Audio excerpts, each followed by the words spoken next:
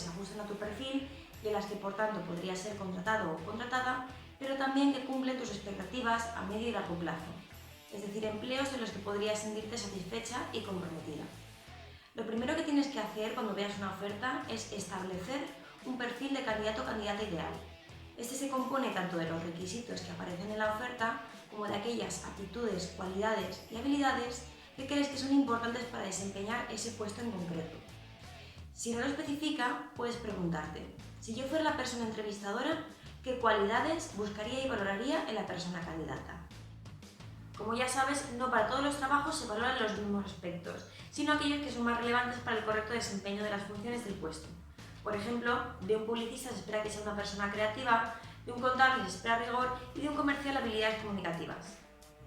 En segundo lugar, lo que tienes que hacer es analizarte a ti mismo como candidato o candidata y contrastarlo con el perfil que has elaborado anteriormente.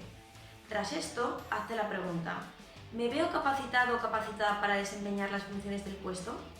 Y si es que sí, ¿creo que me podría sentir realizado o realizada en ese trabajo? En tercer y último lugar, analiza si las condiciones del puesto se ajustan a tus necesidades. Es aquí donde entran las prioridades de cada persona. Te pongo un ejemplo. ¿Estarías dispuesta a aceptar un trabajo con una fuerte presión laboral solamente porque está 5 minutos caminando de tu casa? Quizás no.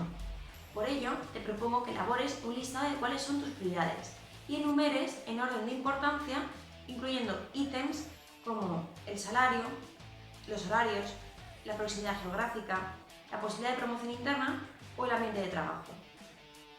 Reflexionar sobre tu candidatura te permitirá tomar decisiones más conscientes que te harán acercarte a tu objetivo profesional y probablemente mantenerte más tiempo en el puesto de trabajo. Muchas gracias por tu atención y te animo a seguir con la búsqueda de empleo.